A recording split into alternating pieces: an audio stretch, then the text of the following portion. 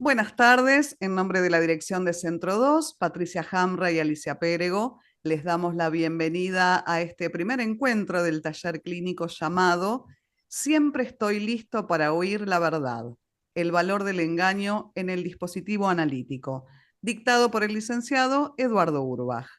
Eduardo es miembro de la Escuela Freudiana de Buenos Aires, docente de la Cátedra Clínica Psicoanalítica de la Facultad de Psicología, autor de los libros El manejo de la transferencia y saber hacer frente a los ataques de pánico, abordaje clínico desde la perspectiva del psicoanálisis.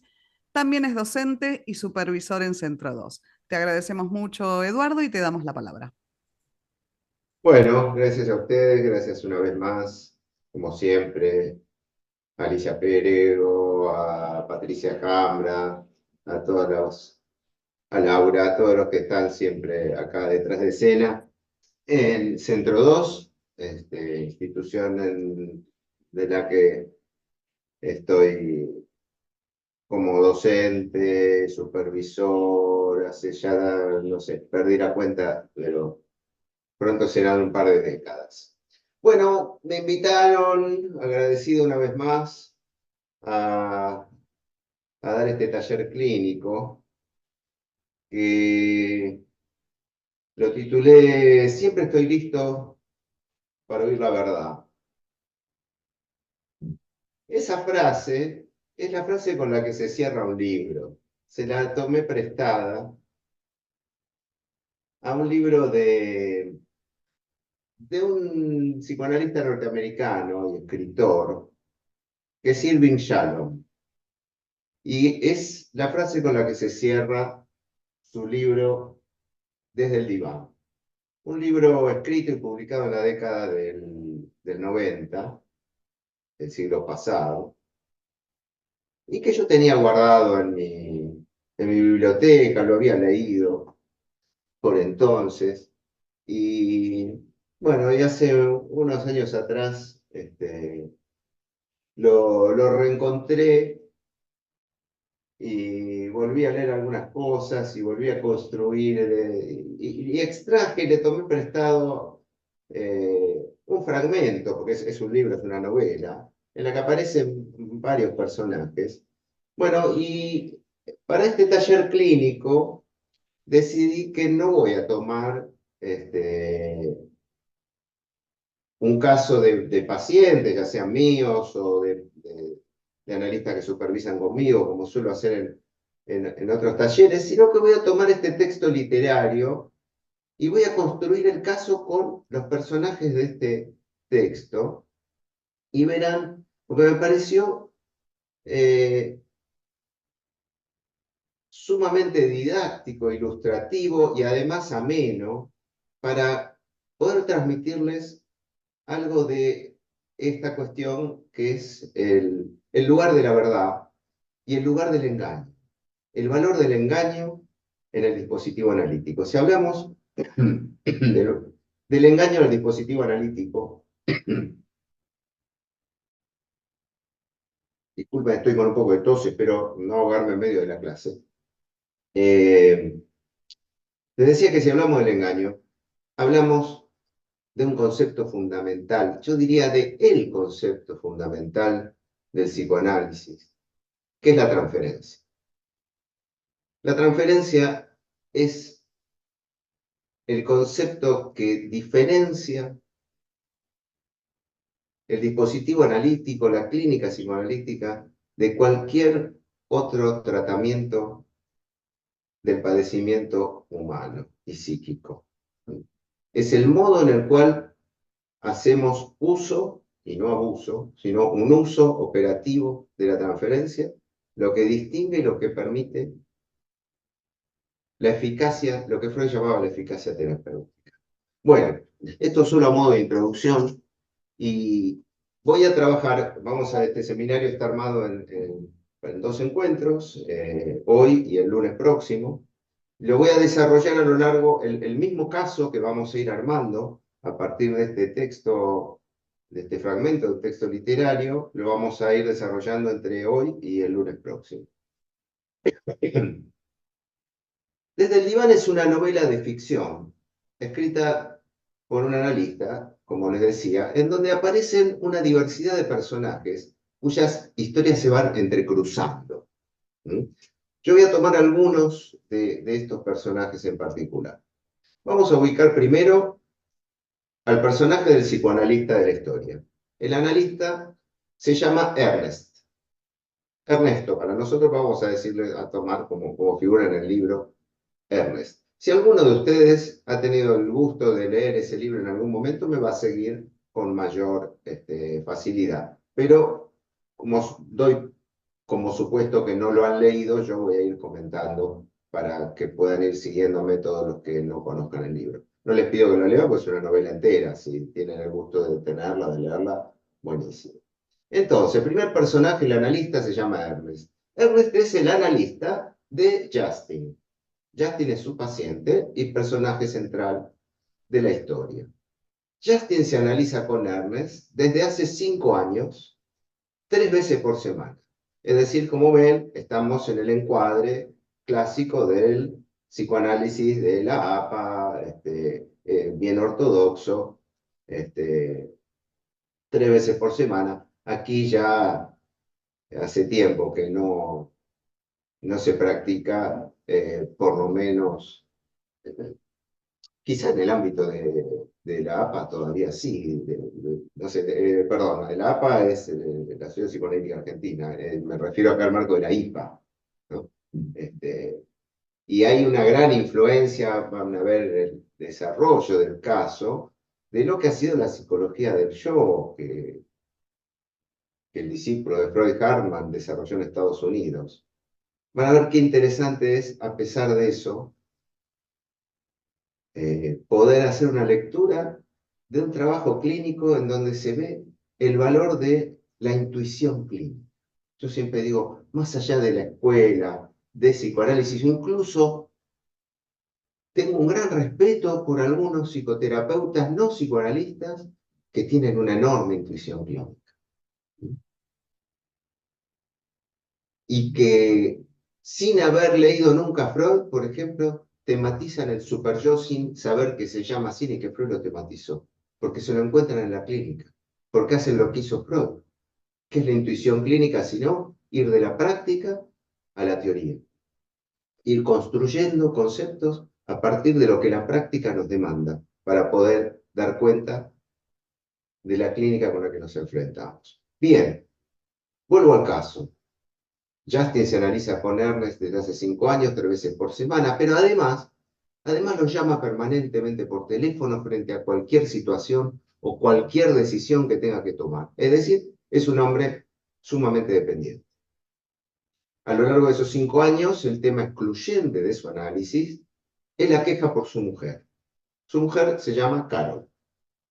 Carol es su esposa, es una mujer que lo atormenta, que lo maltrata, que lo tiene siempre en un lugar sumamente degradado.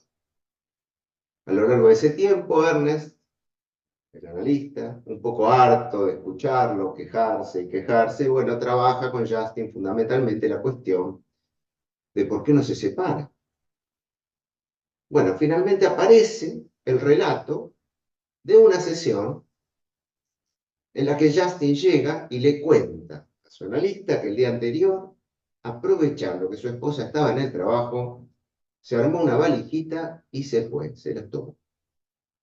Le cuenta recién ahí que hace un mes conoció a una chica joven y que se enamoró de ella y que con eso encontró la fuerza para finalmente irse.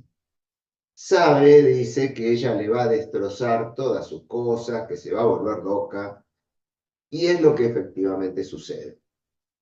Carol, su mujer, cuando se entera, no lo puede creer, está completamente indignada, furiosa. No puede creer que el inútil, el imbécil de su marido haya tenido el coraje de agarrar sus cosas y partir. Nos cuenta el autor que están casados hace 9 años y que tienen una hija de 8. Y Carol, abandonada, enloquece de furia y quiere venganza. Resulta ser que Carol es abogada y se encuentra con sus amigas abogadas y empieza a diseñar con ellas y a buscar y a pensar juntas métodos para vengarse. Pasan por todo tipo de fantasías, hasta que se le ocurre una idea brillante. Dice, ¿cuál es la mejor manera de vengarme? Destruir al analista de Justin. ¿Por qué? Porque dice, este imbécil no puede haber tomado esta decisión por sí mismo. Acá el responsable de que él haya tenido el coraje de irse tiene que haber sido este analista. Tiene que haber sido este analista el que lo debe haber impulsado a esto. Entonces, carga toda su bronca, toda su ira contra el analista de Justin. Y diseña una estrategia para dejarlo a Justin sin analista. ¿Cómo va a ser para dejarlo sin analista? Lograr que le quiten la matrícula. Denunciarlo por mala praxis, por faltas éticas. Consigue el teléfono de Ernest y haciéndose pasar por otra persona, se cambia el nombre, en vez de Carol se hace llamar Caroline, le pide una entrevista. ¿Cuál es su idea? Su idea es seducir a Ernest y luego denunciarlo por abuso sexual. Tengamos en cuenta cuál es el contexto de la época, ¿no? Como les decía, este libro está escrito en la década del 90 en Estados Unidos, una época en la que había numerosas denuncias de abusos de poder, de abusos sexuales, y también era una época en la que se produce el auge de las terapias alternativas. Hay un desprestigio creciente del psicoanálisis en Estados Unidos y en muchos otros lugares del mundo, y un retroceso del psicoanálisis frente al auge de las terapias cognitivo-conductuales, fundamentalmente, y además se producen los grandes avances en todo lo que es la psicofarmacología. Aparecen todas las medicaciones de la nueva generación que tenían muchos menos efectos secundarios y mucho mayor eficacia terapéutica. Ese es el contexto de la época. Entonces Carol, ahora transformada en Caroline, le pide una entrevista a Ernst, ocultando, por supuesto, que es la esposa de Justin. Como ven, acá ya tenemos un primer engaño. Su estrategia está basada fundamentalmente en su experiencia como abogada. Ella como abogada, cuando tenía que preparar a un cliente para una audiencia, le decía que omitiera las cuestiones que no convenían para el caso, ¿sí? Pero que fuera de eso, se ajustara estrictamente a la verdad como para no cometer después errores y que no haya coincidencia en lo que vaya diciendo si después comete errores. Entonces que se ajuste a la verdad lo más que puede siempre y cuando no afecte su estrategia, es decir, omitir solamente lo necesario y en el resto ajustarse a la verdad histórica de lo que ha sucedido. De ese modo, reduce ostensiblemente la posibilidad de pisarse y de cometer errores propios de haber inventado algo y después ese invento, esa mentira, la presiona. No, ella se va a ajustar a la verdad.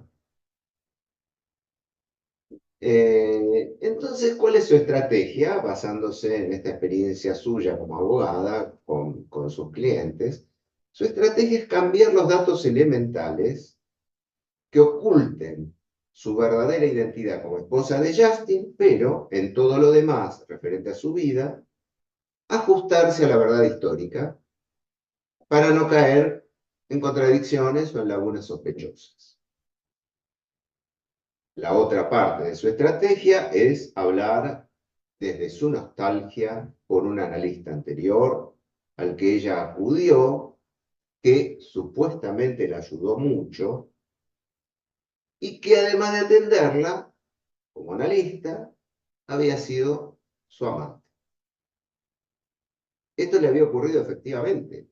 Ella había estado con el doctor Cook. Aquí se introduce un nuevo personaje, el que había sido su analista y había fallecido. Y ella había estado con este doctor como amante. Y pasado el tiempo, como suele suceder, recordaba esta experiencia como algo nefasto y sintiendo que había sido abusada.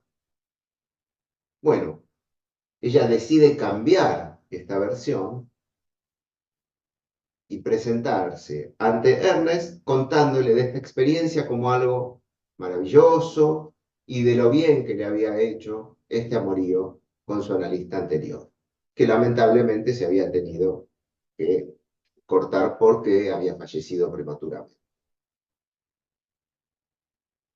De este modo, Carol espera convencer a Ernest que acostarse con ella será la terapia adecuada y piensa grabar estos encuentros sexuales para lograr denunciarlo con pruebas y destruirlo así profesionalmente. Bien, este es el contexto en el cual ella llega a la primera entrevista. Está en la sala de espera y piensa, este es el cuarto de guerra donde este hombre odioso y mi marido se han complotado contra mí todos estos años. Hay una alfombra persa allí en la sala de espera, que al verla le recuerda con estremecimiento el consultorio del doctor Cook, donde éste la recostaba e introducía en ella la afirmación sexual que, según él insistía, ella tanto necesitaba. Ella asiste vestida con un estudiado vestuario seductor, pero discreto, no grosero, destacando sus senos con un vestido bien escotado. Y esto tiene que ver con que ella había estudiado el escenario. Ernest, poco tiempo atrás, había presentado un libro y ella había asistido a esa presentación. Y ve cómo a Ernest se le desvía la mirada discretamente hacia los senos de mujeres del público. Bien, dejemos por un ratito a Carol en la sala de espera de su primera entrevista y veamos qué sabemos de Ernest como analista. Ernest es un joven analista que quiere ser moderno e innovador. Por tanto, nos cuenta allí el autor que nos muestra varias escenas en las que él está allí con su supervisor o analista de control y el desagrado, el rechazo que él siente en estas sesiones de supervisión porque le parece que su supervisor es demasiado ortodoxo. Y él se propone hacer lo que llama una terapia de la veracidad. Aquí estamos otra vez con el tema de la verdad. Ernest se propone hacer una terapia de la veracidad. Él cree que esto es algo nuevo y moderno. Pero hay que decir que esta cuestión ya la describe y discute Lacan, por ejemplo, en 1963, en el Seminario 10, en el Seminario de la Angustia, cuando analiza un artículo de Margaret Little, donde se procura, así lo llama ella, la respuesta total del analista. Lo que ella llama la respuesta total del analista está basado es una respuesta basada en la autenticidad. Y que, comenta Lacan, esto tampoco es algo inédito, sino que el gran precursor de esto ya fue Ferenczi, en los tiempos de Freud, que quería hacer terapias activas, quería acortar el tiempo de la sesión, el tiempo de los tratamientos, teniendo una posición mucho más activa. Freud, que lo respetaba mucho, le dice, no me preocupa que usted haga esto, pero no podemos establecer esto en nuestra doctrina porque esto es un instrumento muy peligroso en manos de, de, de- de profesionales poco concienzudos, ¿no? Algo de esto lo vuelve a introducir en los escritos técnicos, sin mencionar a Ferenczi, ¿no? Pero es sabido que a Ferenczi se lo toleraba porque le tenía una gran confianza y un gran respeto, pero decía que no, se adapta a su mano las estrategias que usted quiera tomar. Bueno, Ernest tiene esa misma pretensión, hacer una terapia de la veracidad. Claro, pero desde el inicio, ¿qué pasa? Se empieza a encontrar con los mismos problemas con los que se debe haber encontrado Freud cuando escribe Consejos al médico. Texto que seguramente todos ustedes habrán leído alguna vez, o más de una, porque es un texto para leer más de una vez. Y que uno cada vez que lo lee en distintos momentos, cuando es estudiante, cuando está por empezar a atender, cuando ya está atendiendo, eh, lo, lo hace pensar cosas diferentes. La maravilla de los textos freudianos. Les decía que Ernest se empieza a encontrar con los mismos problemas con los que se debe haber encontrado Freud. Y es que empieza a plantearse restricciones a su voluntad de ser sincero completamente, imponiéndose reglas. La primera regla que se impone, Ernest, es revélate tal cual eres solo mientras sea en ayuda del paciente. Claro, vamos viendo a medida que va avanzando su pretensión de hacer una terapia de la veracidad, que el revelarse tal cual es, rara vez es algo que acude en ayuda del paciente. O sea que cada vez va restringiéndose él solo cuando ve que sus sinceramientos, en vez de servirle al paciente, obstaculizan el tratamiento. Digamos que él viene intentando relativizar los consejos freudianos acerca de la abstinencia y la neutralidad, por considerarlos algo obsoleto, algo propio de la época de Freud y que en los tiempos modernos del siglo XX no tenían sentido. Bueno, poco a poco va haciendo el mismo recorrido que habrá hecho Freud en su momento, y todo aquel que se haya arrojado a intentar desconocer estos preceptos, estas reglas, y se va encontrando con el sentido que estas reglas tienen, y con que no han perdido su vigencia y su veracidad. Bien, esto es una pequeña introducción acerca de lo que sabemos del analista. Volvamos ahora a Carol. ¿Y a qué sucede cuando entra finalmente, después de esperar un ratito en la sala de espera, entra al consultorio para su primera entrevista? Ella se presenta, 35 años, abogada, madre de una niña de 8 años, está ahí, todo cierto. Dice que está infelizmente casada desde hace 9 años con un hombre, y acá es donde ella modifica la versión real. Dice que está casada desde hace 9 años con un hombre que tuvo una operación hace algunos meses de cáncer de próstata. Esto lo inventa. Y se reserva de decirle, no por nada, que después de la operación su marido quedó impotente. Esto se lo reserva para las próximas sesiones. No se lo quiere crear de entrada para no ser demasiado evidente. Y ella espera que en 2 o 3 sesiones más va a poder llevarse a Ernest seducido al diván junto con ella. Bien, vemos ahora algunos párrafos que seleccioné de cómo Irving Shannon describe esta primera entrevista.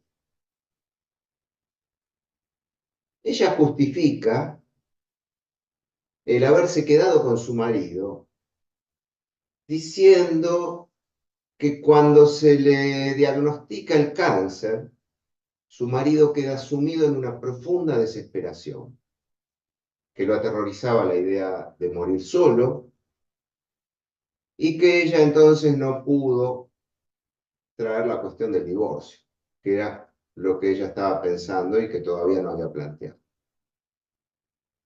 Pero algo él sospecha, ¿no? Y entonces le ruega que no lo deje solo.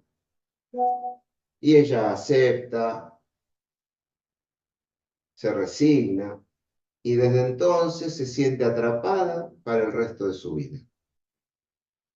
También cuenta que abandonó el lugar de residencia donde ella vivía y ejercía su profesión de abogada y se tuvo que mudar a otra ciudad, porque allí era donde le hacían el mejor tratamiento oncológico a su marido, con lo cual ella había abandonado su carrera profesional. Bueno, yo salté y reporto algunas partes, y llega el momento en el cual Ernest comienza a hacer algunas preguntas en esa entrevista. Digo, salté algunas partes del relato de esta primera entrevista, y vamos a las preguntas que le empieza a hacer el analista. Y le pregunta, por ejemplo, ¿por qué soportar 10 años junto a alguien que no se ama? ¿Por qué mudarse del todo? ¿No? Verán ustedes después por qué remarco estas cuestiones, porque son elementos claves para la construcción que vamos a hacer del caso. Y entonces él le pide que le gustaría que ella le diera más detalles, que le contara más acerca de sí misma. Y entonces ella, fiel a su estrategia de mantener su relato sin dar datos que la descubran como la esposa de Justin, empieza a relatar su historia personal. Empieza a contar cosas de la infancia, cosas reales de su infancia. Habla de su madre, una madre frustrada y amargada, maestra de primaria que nunca se recuperó de que su marido la hubiera abandonado. Dice que el padre se fue de la casa eh, cuando ella era chiquita, cuando ella tenía 8 años, y que, según su madre, el papá enloqueció cuando tenía unos 35 años y se involucró con una hippie mugrienta. Lo abandonó todo, se fue con una banda de rock, etcétera, etcétera, y por 15 años no supo más nada de él. Dice que al principio le enviaba algunas tarjetas para su cumpleaños y que después por muchos años no sabe nada de él hasta que la madre muere. Y ahí se aparece el padre en el entierro de su madre, sorpresivamente, como si no hubiera pasado el tiempo, vestido con unas sandalias podridas y una ropa mugrosa, diciéndole que la presencia de su esposa había sido el único obstáculo todos esos años para que él asumiera su papel de padre. Carol necesitaba y deseaba un padre con desesperación, pero empieza a sospechar algunas cosas raras. Cuando el padre le dice allí que tiene que dar rienda suelta a toda la furia que siente por su madre, y cuando al día siguiente, después del entierro, se presenta a Carol con una propuesta de negocios que consistía en que ella le diera su pequeña herencia para invertirla en un negocio extraño, que le habla de que era para drogadictos en cierta calle. Bueno, ella lo rechaza. Él contraataca diciéndole que bueno, que en parte la casa de la madre le pertenecía a él porque hacía 25 años se le había hecho el primer pago de la cuota de esa casa. Bien, ella le sugiere que se marche y luego cuenta, cosa que cuenta que no le dijo a Ernest, que lo despide con una frase que es, sigue tu camino, cretino. Así lo echa al padre con esa frase. Verán también después por qué le da importancia a esto. Lo que sí le dice al analista es que tuvo la suerte de no volver a oír hablar nunca más nada de él. A continuación le pregunta al analista si tiene hermanos. Ella le dice que sí, que tiene un hermano llamado Jeff, otro personaje, pero que es un personaje que no va a aparecer mucho en el relato. Pero lo que dice de Jeff es que es 3 años mayor que ella y que fue sentenciado a prisión hace algunos años por abusar de sus hijas, que desde entonces ella lo borró de su vida. El hermano estuvo un tiempo preso, después sale, pero ella no quiere verlo nunca más en su vida por considerarlo un abusador. Pero es de aquí que Ernest observa que Carol se enoja y se angustia cuando habla de su hermano. Entonces, siguiendo su intuición clínica, sabemos que la angustia es la brújula que nos señaliza que por allí tenemos que detenernos e interrogar. Aquí nos aparece entonces el personaje de Ernst con una intuición clínica que le dice, bueno, la para ahí, le pide disculpas, que quizás sería muy prematuro señalarle esto, recuerden que estamos en la primera entrevista, pero le dice que se quedó pensando en que si el hermano podía ser tan cretino como para hacerle eso a sus propias hijitas, que no podría haberle hecho a su hermana menor. Bien, acá se produce algo sorprendente, porque Carol entra en un estado de perplejidad, como que le baja la presión, queda profundamente afectada. Bueno, y después de a poquito se va rearmando y continúa esta primera entrevista, pero se produce este primer shock. Ernest mira el reloj preocupado porque se estaba acabando el tiempo, ni que hablar que en ese encuadre los 50 minutos eran 50 minutos, ni un segundo más, ni menos. Le quedaban nada más que 7 u 8 minutos de sesión, entonces le dice que no tuvieron tiempo de hablar más del matrimonio y que se propone dedicar los últimos minutos a indagar sobre su marido. Esto le propone el analista, pero ella hace caso omiso, porque podríamos decir ella tiene su propia agenda. Ya se recompuso y entonces ahí le empieza a hablar del doctor Cook, el que había sido su analista anterior. Dice que este médico le salvó la vida, que fue su terapeuta durante 1 año y medio y después de dar algunas vueltas en las cuales le dice si él no la va a juzgar, le confiesa que además de su terapeuta fue su amante, que fue su amante durante el tratamiento y luego de terminado el tratamiento, 1 año más hasta su muerte. Y entonces pasa algo totalmente inesperado para ella. Y es que cuando cuenta esto, estalla en llanto. Y agrega, mientras le cuenta esto acongojada, que al poco tiempo de morir el doctor Cook conoce a su actual marido y se casa. Bueno, acá se produce un gran asombro, ¿no? Un gran asombro también del analista. Y aparece una reflexión del relator diciendo que una visión trágica y romántica de su propia vida se apoderó de ella a medida que la ficción se convertía en realidad. Se convertía en su realidad. Fin de la sesión. Carol baja las escaleras aturdida, invadida por imágenes no deseadas. Imágenes que desde hacía mucho tiempo no pasaban por su mente, nos dice Shannon. Apretando los ojos para borrarlas, echó a andar y pensó, maldición, el hijo de puta está tratando de ayudarme. Bien, acá hago un paréntesis para hacer algunos comentarios y después vamos a ver cómo sigue avanzando el análisis y vamos a ver cómo vamos a ir construyendo el caso.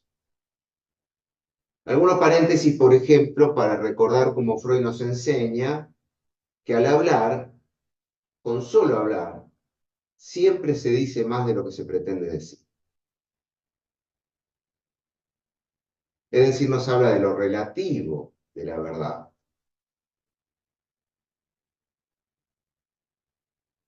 Podemos recordar como Lacan en distintos lugares, ¿no? Nos habla de que la verdad siempre se dice a medias.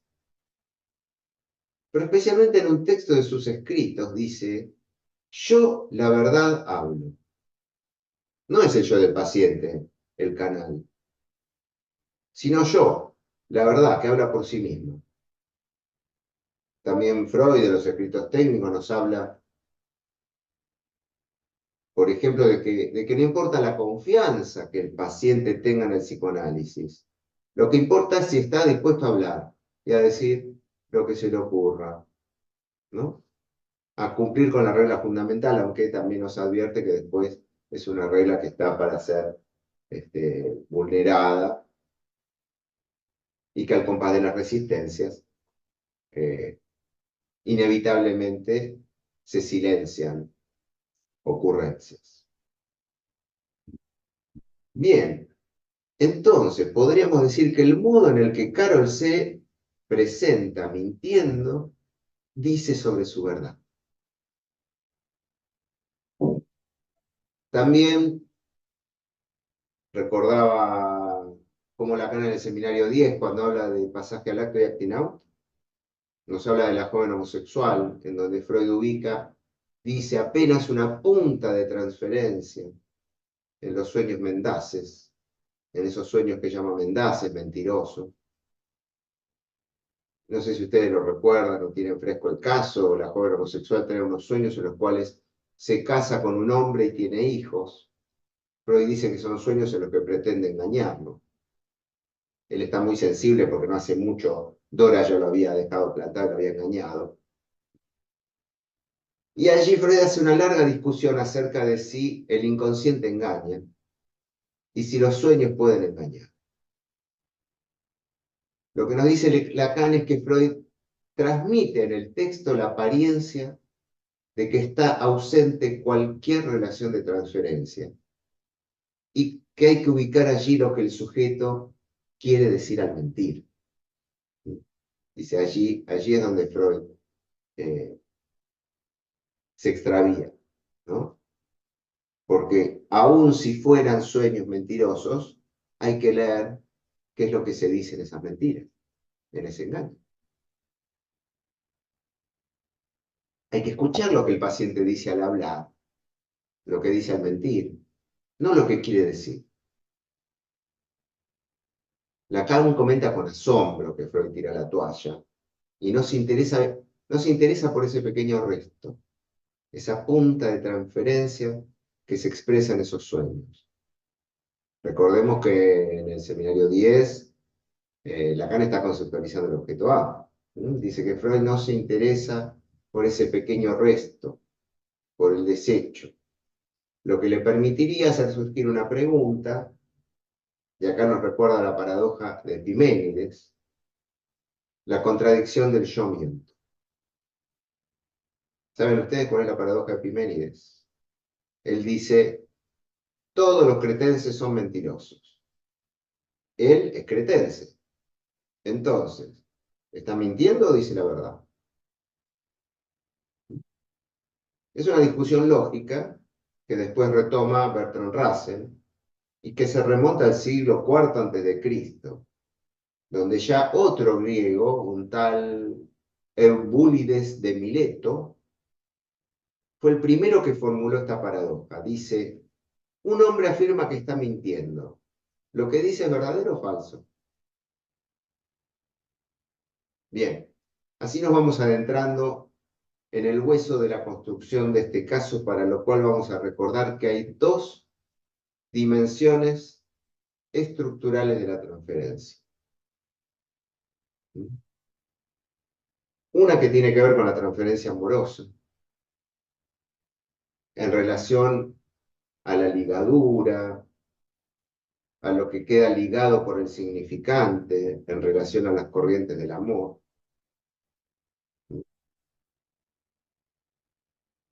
Esto lo leemos en Freud si tomamos la degradación general de la vida erótica, en donde Freud trabaja estas dos corrientes, la tierna y la sensual.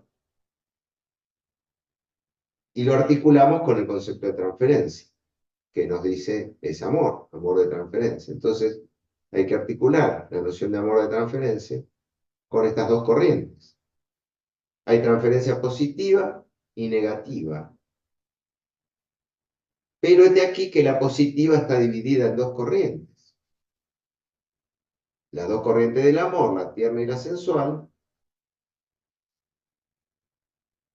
En ese texto Freud trabaja fundamentalmente la impotencia masculina. Todo aquel que necesite soporte conceptual para abordar sus pacientes con impotencia, ya sea la impotencia porque hay dos modos de la impotencia. Está la impotencia que es la disfunción eréctil, el problema con la erección, pero también está la impotencia que Lacan llamaba la detumescencia precoz, que es la eyaculación precoz. Son dos modos. Lacan a la eyaculación precoz la llamaba detumescencia precoz. ¿Por qué? Porque el objetivo es el mismo, perder la erección lo más rápido posible, con lo cual se hace imposible continuar con el coito. ¿Mm? Para poder comprender cualquier caso de impotencia masculina, no cualquiera, pero los que tienen que ver, los que son síntomas, distinto es cuando es del orden del acting, pero que es menos habitual. Habitualmente son síntomas. ¿Y es un síntoma de qué? De que el órgano se niega a colaborar allí en donde el deseo no está en función, donde el deseo queda aplastado, porque accidentes de la escena han producido que el hombre en cuestión se sienta en una situación incómoda, no quiere estar ahí, aunque cree que sí, o que debe estar, o que debe complacer, o que debe, lo que sea que siente que debe, eso aplasta el deseo. Donde el deseo queda aplastado, el órgano se niega a colaborar, y nos dice Freud de alguna manera, se mantiene fiel a sus legítimos dueños. ¿Cuáles son los legítimos dueños? Los objetos incestuosos, la madre, la hermana. Y entonces, fiel a sus legítimos dueños, no colabora para poder consumar el acto del coito con otras mujeres. Bien, les decía que esto aparece muy claramente en el texto, la Degradación General de la Vida Erótica, en donde Freud diferencia estas dos corrientes del amor y las dificultades para el hombre de poder hacer coincidir ambas corrientes, la tierna y la sensual, en una misma mujer. Entonces está la mujer con la que está la pureza, la ternura, y la prostituta, se llama así, la puta, que es la que goza, ¿sí? Con la que puede gozar. Pero estas dos corrientes están separadas, dice, la gran dificultad, el gran desafío para el hombre es poder hacer coincidir ambas en una misma mujer. ¿Por qué? Y porque esta misma dicotomía ya estaba en la madre, que era la madre toda pureza, toda idealizada, pero al mismo tiempo era la puta que cogía con el padre, perdónenme que lo diga así. Entonces, bueno, esta dificultad es el gran desafío del varón para, al atravesar el Edipo, para el que se juega a partir del sepultamiento del Edipo y de cómo después se juegan estas cartas en la adolescencia. Bien, volvamos a, entonces, esta distinción que hace Freud y veamos cómo se juega la transferencia. ¿Por qué de aquí que las cosas se complejizan? Porque tanto la corriente positiva erótica de la transferencia como la transferencia negativa hostil, ambas ubican al analista en el lugar de objeto degradado y suben a escena a la transferencia la resistencia. ¿Se dan cuenta que esto lo traigo porque se va a ir articulando con esta aspiración de Carol, ahora Caroline, de degradar al analista al lugar de amante? Cuando sube a escena la transferencia positiva en su vertiente sensual, el analista queda ubicado en un lugar de objeto degradado. Degradado a la condición de objeto, de amante. Si pisa el palito, va a quedar caído. Ahora, en el momento en el cual se pone en juego en la transferencia una demanda de amor directa, explícita, que se puede jugar, ya hoy día no es muy raro que se juegue en los términos de lo que nos describe Freud en puntualizaciones sobre el amor de transferencia. Se juega en términos de las quejas porque fue atendida menos tiempo que el habitual, o porque un aumento de honorarios, o porque no es tan importante como otros pacientes. En fin, se juegan en esas pequeñas cosas, en esas pequeñas demandas de amor. Pero bueno, lo que hay que tener en cuenta es cómo tanto la vertiente de la transferencia negativa hostil como la transferencia positiva erótica ubican al analista en el lugar de un objeto degradado, y allí hay que poner en juego lo que Freud llamaba el manejo de la transferencia. Como le habrán escuchado decir a Laura, frase que le robé a Freud para titular mi primer libro, El manejo de la transferencia. Y que ya Lacan decía, y esto lo pongo en el epígrafe de aquel libro que se publicó en el 2008, originalmente en Centro 2, con letra viva. Lacan decía, el manejo de la transferencia, nadie duda que por allí pasa el secreto del análisis. Bien, volvamos.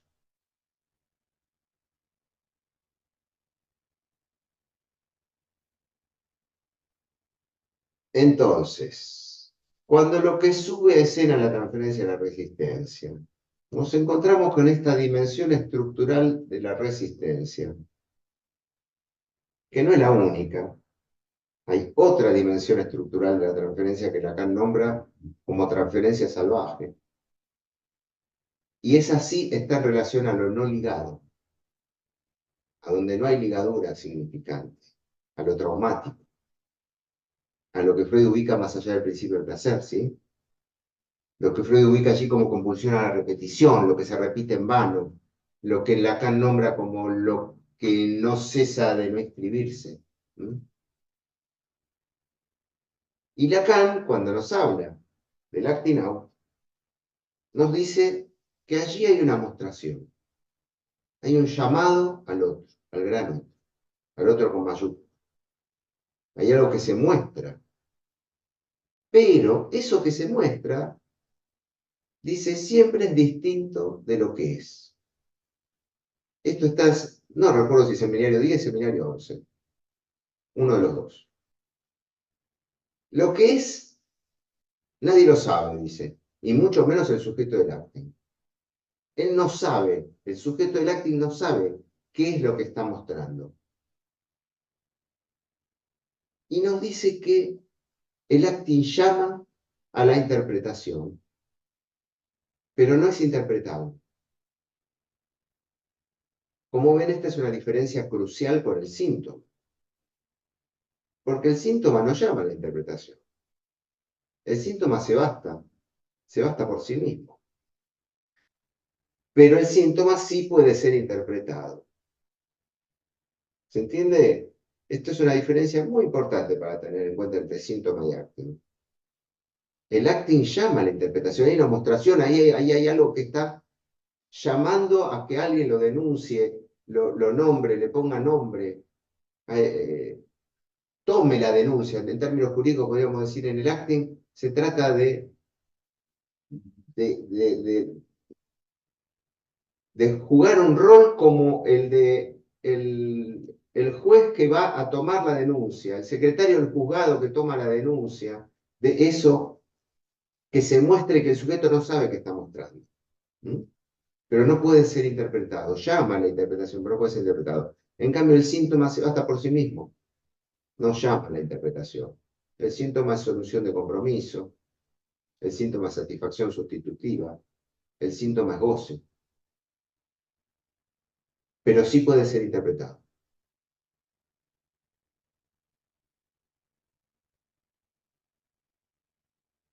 Bien, retomemos ahora con estas referencias conceptuales el caso. ¿Qué muestra Carol sin saberlo? Muestra un interés sexual que es falso.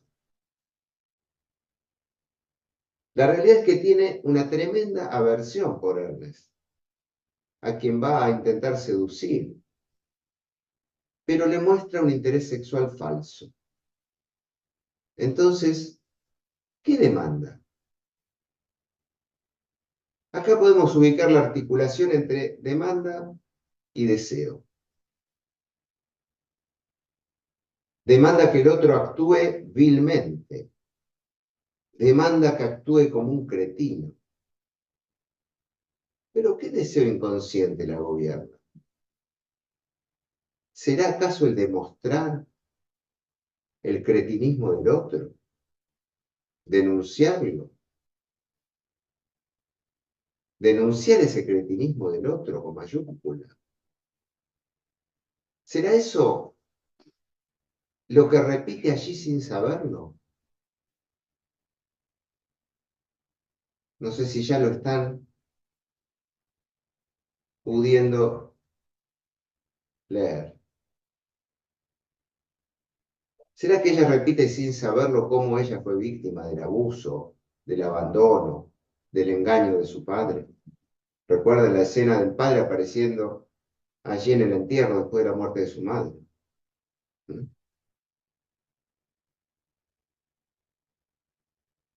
Podríamos decir que con Justin, su marido, ella hizo activo lo que sufrió pasivamente. Abusa y atormenta a su marido durante todos esos años de casada. Lo culpa de su frustración. Huye de su responsabilidad como hizo su padre con ella. Y aquí vamos a ver cómo a lo largo de las sesiones se va ubicando un momento crucial, que es claramente un acting out, que es su renuncia a su carrera por seguir a Justin. Pero que esto está en relación a una miserable especulación, porque él iba a ser un gran heredero. A continuación, unos párrafos de esa sesión clave, y después de esto vamos a parar y vamos a abrir a las preguntas que ustedes quieran hacer, y después vamos a retomar la segunda parte del caso del lunes próximo. Pero, ¿qué pasa en esta sesión clave? Recuerden que acabo de decirles acá, vamos a ubicar el acting out en relación a su renuncia a su carrera profesional por seguir a su marido. Y van a ver cómo esto tiene que ver con una miserable especulación. Ella está contando que fue una excelente alumna en la Facultad de Derecho. El analista pesca algo y le dice: Caroline, dilo de nuevo. ¿Cómo dice usted que le fue en sus estudios en la Facultad de Derecho de Chicago? Me fue muy bien, dice Carol. ¿Cómo de bien? Se produce un silencio y en voz baja Carol dijo: fui la primera de mi promoción. Dilo otra vez, le dice Ernest. Primera de mi promoción y editora de la revista de leyes. Y ahí ella se larga a llorar. El analista le alcanza un pañuelo y pregunta si puede traducir esas lágrimas en palabras. Y Carol le dice: ¿tienes idea de las perspectivas que se abrían para mí entonces? Podría haber hecho cualquier cosa. Tenía una docena de buenas ofertas. Podría haber elegido mi firma. Podría haberme dedicado al derecho internacional. Tenía una oferta para trabajar en la oficina del letrado general de la Agencia de los Estados Unidos para el Desarrollo Internacional. Podría haber estado en una prestigiosa firma de Wall Street. Podría estar ganando $500.000 al año. En cambio, practico derecho de familia, hago testamentos, trabajos impositivos que pagan monedas, gano una bicoca. Lo he desperdiciado todo por Wine. Es el nombre de ficción que ella le pone a su marido, ¿no? Justin es Wine en las sesiones. Lo he desperdiciado todo por Wine y también por Mary, la hija que nació 10 meses después de nuestra boda, a quien también le cambié el nombre, por supuesto. La amo entrañablemente, pero fue parte de la trampa. Ernest insiste, dime más acerca de la trampa. Bueno, dice Carol, lo que yo quería hacer en realidad era derecho internacional. Pero ¿cómo se puede practicar derecho internacional cuando se tiene una hija pequeña y un marido tan inmaduro que ni siquiera puede hacer las tareas del hogar? Un marido que entra en pánico si se lo deja solo por una sola noche, que no puede decidir qué ponerse por la mañana sin consultar primero conmigo. De modo que me conformé con menos. Rechacé mis oportunidades y acepté la oferta de una firma más pequeña para poder quedarme de manera que Wine estuviera cerca de la casa central de su padre. Como ven acá, ya la mentirilla de que se había mudado por el tratamiento oncológico comienza a desmoronarse. Yo la verdad hablo. Carol, podríamos decir en el vértigo del relato de su dolorosa renuncia profesional, neurótica, porque ahora vamos a ver por qué es esto de la especulación, se va de boca. Se olvida por un momento de qué es lo que está haciendo allí y de su estrategia y del engaño, y su verdad empieza a revelarse. El analista le dice, de todas las palabras tristes pronunciadas o escritas, las más tristes son estas, lo que pudo haber sido. Y le dice, yo creo que es por eso que no has dejado a Wayne. Es una interpretación. Le habrías puesto el sello a la realidad al hacerlo. No habría habido forma de seguir negando que dejaste de lado tanto, todo tu futuro por tan poco. Y se revela la especulación que ella hace cuando decide dejar su prometedora carrera.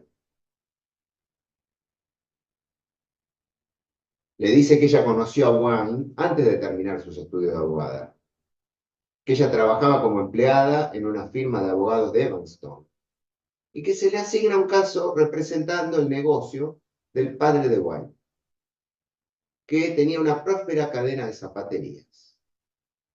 Dice que pasaba mucho tiempo con él, que era apuesto, cortés, leal, contemplativo, y estaba destinado a heredar el negocio de su padre en un año o dos.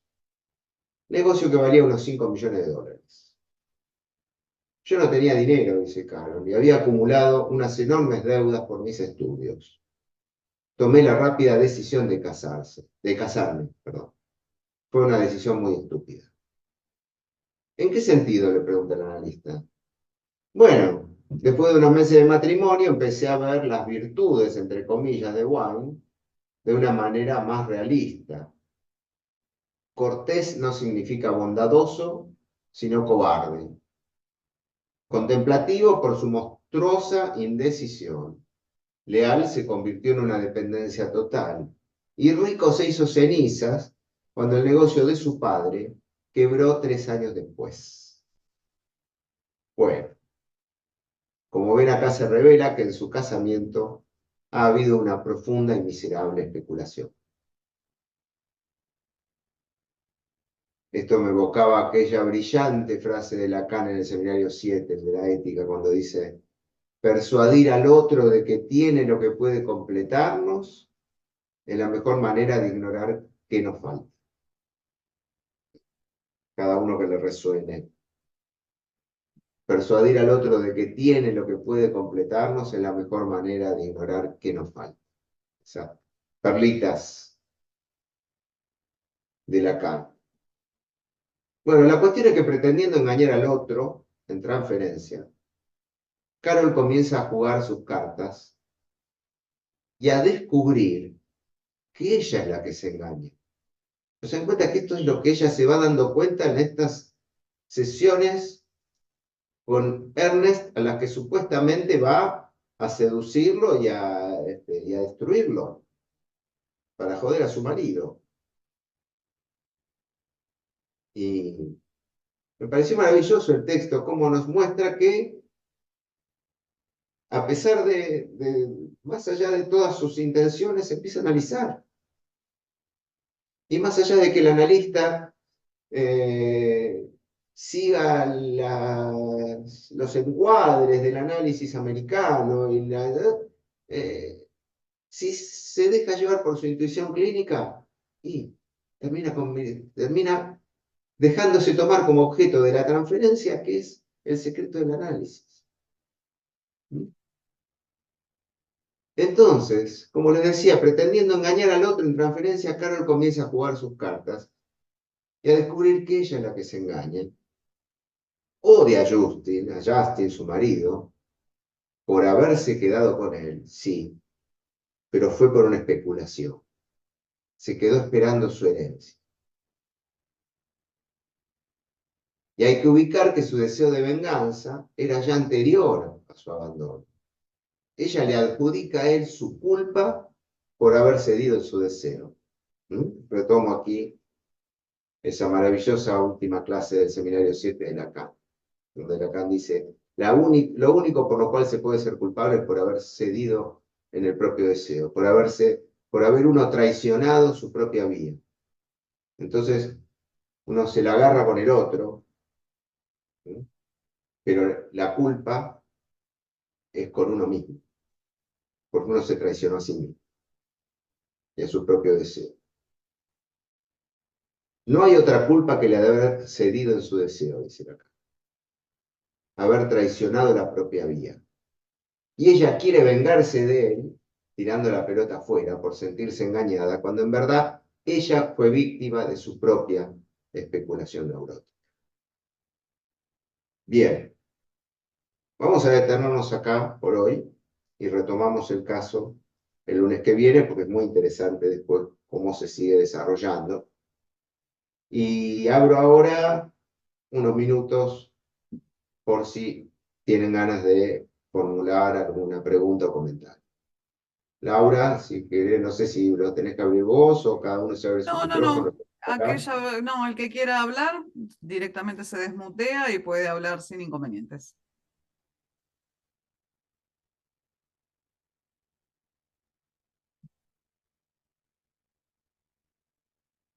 Buenas, yo me quedé con una pregunta sobre algo que comentabas en un momento. Dale. Habías dicho que el acting llama a la interpretación y en eso está una de las diferencias con el síntoma que más bien se basta a sí mismo. Ujú. Ahora, si hay una pregunta acerca del padecer o del malestar y una suposición de saber en el analista ahí, ¿no se puede tomar también como un llamado a la interpretación? Mira, no entendí bien la pregunta, ¿no? Te pido que me la reformules. Sí, que habías dicho que en el síntoma no hay un llamado a la interpretación de parte del paciente. Ahora, Sí, si se consulta eh, acerca, con una pregunta acerca de, o una demanda, por sí, el significado detrás del malestar, detrás bien.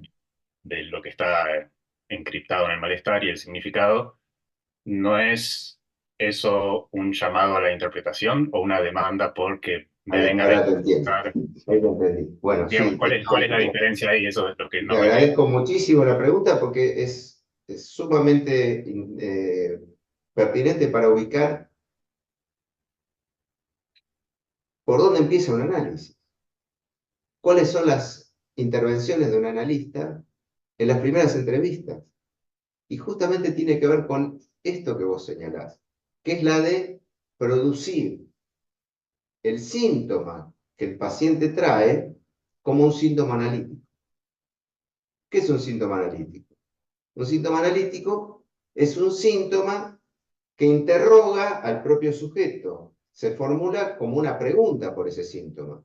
Es decir, en primer lugar, se lo sitúa como un síntoma que nombrar algo como un síntoma, esto también vale para el discurso médico. Un síntoma es siempre un síntoma de algo. ¿No? ¿Qué es lo que hacemos? En el comienzo, siempre, yo digo siempre, la Biblia dice en el comienzo está la creación de Dios, del cielo, la tierra. Bueno, no. En el psicoanálisis, en el comienzo está el síntoma. Siempre vamos a ubicar cuál es el síntoma y producir ese síntoma como síntoma analítico, es decir, que le retorne al propio paciente una pregunta. Y entonces allí el síntoma empieza a tomar, es decir, al devolverle al síntoma su dignidad y poder hacer que el propio paciente pueda hacerse una pregunta acerca del porqué de ese síntoma, en ese punto comienza a ser interpretable. ¿Mm? En ese punto llama la interpretación. Sí, pero cuando el síntoma no está nombrado como tal, reconocido como tal, no llama la interpretación. ¿Entiende? Si, si a mí me duele la cabeza y, y estuve al sol ese día, y llego a mi casa y me tomo una aspirina o un paracetamol, ya está, sí, bueno, me duele la cabeza porque estuve al sol. No me hace ninguna pregunta. ¿Mm? Automáticamente uno se hace una interpretación. Estoy utilizando la terminología más vulgar del síntoma y en el sentido médico, ¿no? Ahora, si ese dolor de cabeza después insiste, e insiste, e insiste, y ya ni tomé sol, ni nada, ni dormí mal, ni nada, bueno, a lo mejor me empiezo a preguntar si ese dolor de cabeza no será síntoma de alguna otra cosa, ¿no? Entonces sí, allí aparece en términos de demanda, pero ya en el terreno del análisis, yo hice también una pequeña distinción que me parece interesante ubicar, que es entre demanda y deseo. El deseo no tiene otra manera de ponerse en juego que a través de la demanda. El deseo nunca se expresa puro, siempre se expresa a través de la demanda.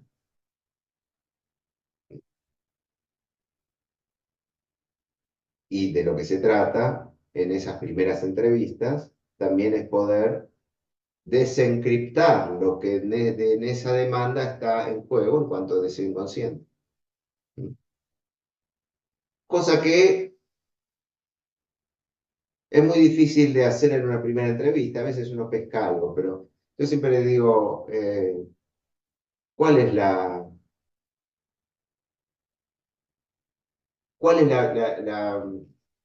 entrevista más difícil para el paciente? ¿No? Suele responder de que la más difícil es la primera. Si ustedes tienen un poco de experiencia clínica, habrán verificado que la más difícil es la segunda para el paciente. Porque la primera el paciente llega con un saber más o menos armado acerca de qué es lo que le pasa y cuál es su expectativa, su demanda, su padecimiento, que si está angustiado, si está con un problema de pareja, si está con un problema de trabajo, si no puede dormir. Bien, nos contó todo eso y después cuando llega la segunda, más allá de que hayamos hecho algunas lecturas, algunas puntualizaciones, alguna intervención más o menos basada en la sugestión, perdónenme la herejía, pero muchas veces en la primera entrevista hay que poner un poquito de intervención sugestiva, de darle una ayudita al paciente para que siga confiando en que vale la pena que nos venga a contar esas cosas como si nosotros supiéramos, tuviéramos alguna idea de cómo ayudarlo. Hay que dejar que sigan creyendo que sí, cosa que probablemente podremos hacer después de algún tiempo, pero esas primeras entrevistas, ¿qué es lo que nos enseña Freud? Y hay que dejar que se desarrolle la transferencia, que el relato prosiga, que el paciente se largue a hablar. Bueno, en la segunda entrevista suele decir, bueno, y ahora no sé, ya está, ya le conté todo por lo que viene, ¿y ahora de qué hablo? Bueno, y ahí hay que introducir lo que ya Freud en los primeros años de su enseñanza, ya por 1903, 1905, describe como las ocurrencias espontáneas de los pacientes, que va a ser después la base de la regla fundamental del psicoanálisis, ¿no? Bueno, me fui a una gran digresión. Santiago, no sé si te respondí, creo que sí, un poco por lo menos. Sí, sí, buenísimo.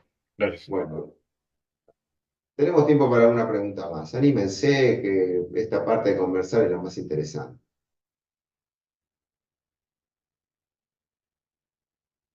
Hola.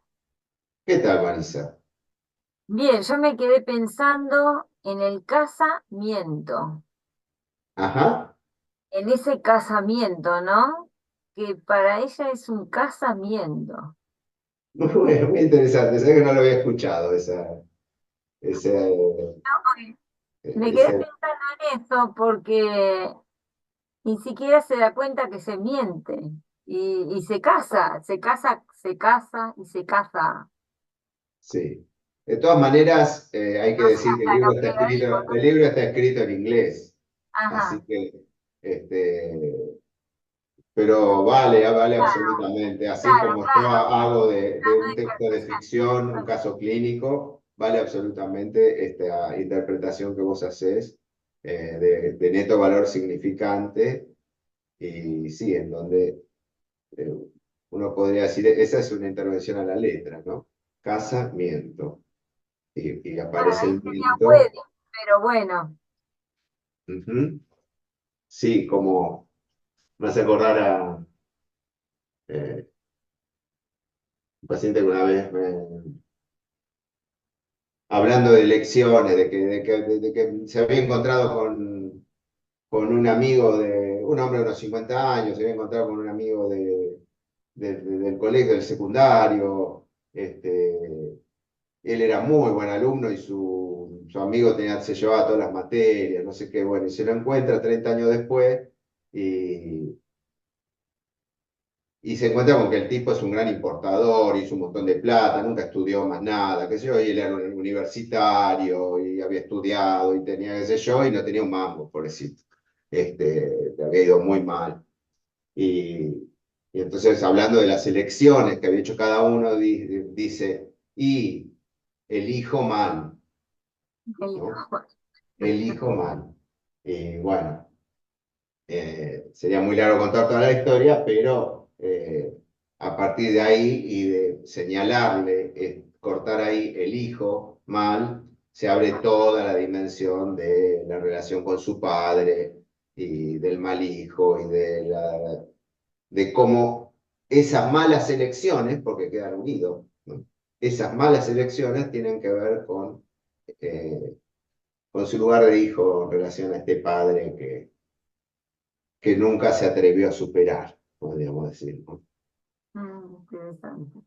Bueno, una más, la última.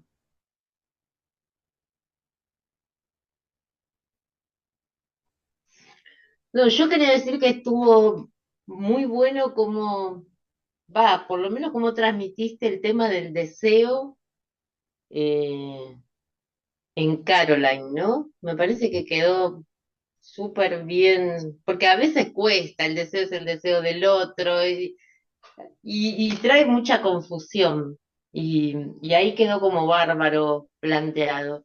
Y una cosa más en relación a lo que preguntaba Santiago y que vos dijiste al principio, me parece, es esto que Lacan ahí en el pasaje al acting y acting out también dice que el síntoma es interpretable solo con la introducción de un otro en transferencia. ¿Mm? Efectivamente. Y que vos lo marcabas, ¿no? Y lo dice a continuación del acting out, o sea, del acting out, después dice esto, dice goce revestido, es simplemente goce, y solo llama la interpretación por la introducción de un otro en transferencia, que vos planteabas la transferencia desde el inicio, ¿no? Ujú. Eso Bueno, se lo... te agradezco muchísimo, Susana. No tengo nada más que agregar a lo que acabas de decir. Impecable. Y con estas palabras damos por cerrada la clase, el encuentro, como quieran llamar, el taller de hoy. Y nos vemos el lunes que viene a la misma hora. Bárbara, muchísimas gracias, Por Eduardo. Gracias nada. a todos. Chao, Chao. gracias. Hasta luego. Chao, nos vemos el lunes.